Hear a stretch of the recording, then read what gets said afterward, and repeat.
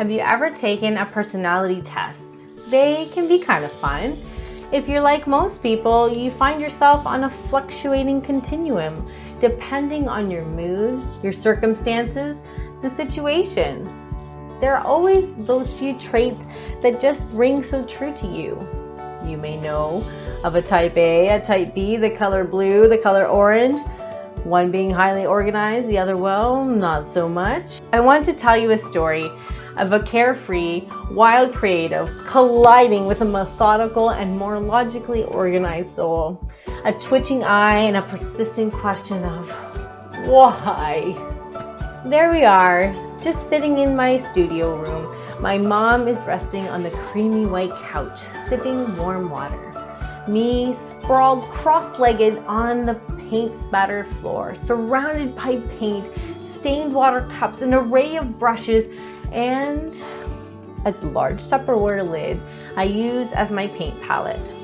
In front of me, there lays a long, narrow canvas. I'm sketching birds of paradise flowers as I chat away with my mom.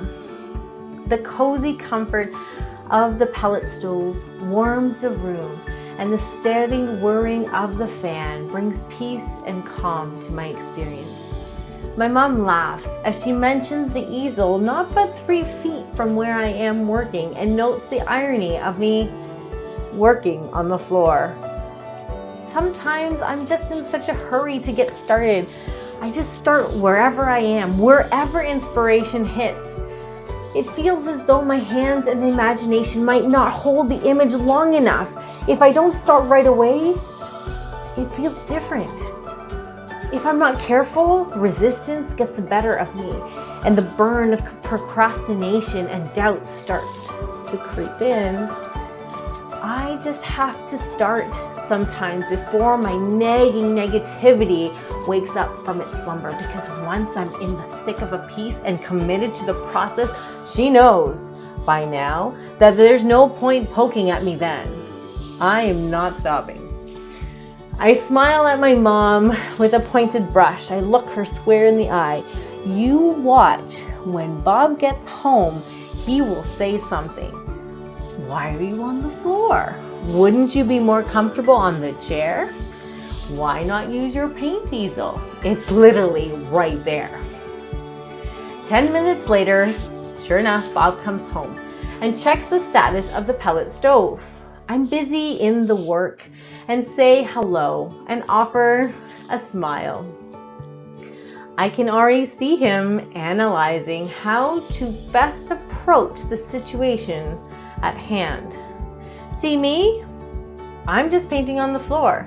But after 18 years together, I can almost hear his thought process. Why are you on the floor? Why not use the paint easel? No, don't say anything. This is her process. She's the artist. Let her be. But he can't resist. So how's that floor feeling? Great, I say, without looking up from my painting. You have that easel there. Is it not working? Wouldn't it be easier up there where you can sit upright? I smile and laugh. My mom laughs too. We chuckle and say, yep, she called it. Bob goes off to watch the football game in the next room, and I continue working on the floor, unmoved by the suggestions. I'm busy painting and chatting. I don't even feel time passing. Yet there in the room, out of the corner of my eye, I see Bob's eye is starting to twitch. He shifts uncomfortably in his chair. He's trying to focus on his football game, but the itch of why is she not using it won't let him be. My reasons for my chosen workspace just don't sit well with him. Why when she has an easel? Why when she has a perfectly good chair? Why when the table is literally right there? We took the carpet out so things would be easier to move around. Why is she on the floor? God, that must be uncomfortable. Why won't she use the easel? It's right there. When suddenly there's a bustle of activity. Bob is going through a sales pitch as he escorts me to my place. See, I think this chair is far more comfortable. And look, I can pull out this handy little table to put your paints and palette on. Oh look, your glass of water can come up off the floor. That way it won't spill all over when you're readjusting, because the floor can be really hard on your knees. And here, just look, it's ready and adjusted. The paint easel is waiting for you. Bob makes quick work of relocating my supplies, my canvas, turning knobs, getting fresh water, pulling out my chair. All this movement has shaken a tidal wave of laughter from deep within my heart. I am suddenly filled with pure joy and appreciation for this man. It's not about the work, it's not about the space. It's just that it reminds me how different yet connected we are. They say, that being TikTok, that a good couple needs a crazy one and an organized one to create balance in a relationship. Two crazies would drive each other up the wall and could create complete chaos. Two organizers would just be boring. But a mix of crazy and organized keeps the crazy on the brink of falling off the cliff, but filling both of them with adrenaline to keep them going on. I'm not the most organized person, and if it weren't for surrounding myself with organized people, my whole life would likely be chaos.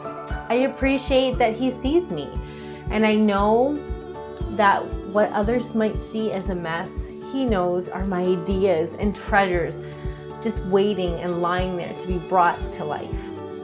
He never tries to change me, but accepts me as I am, from time to time offering suggestions and helping me see the world through his eyes.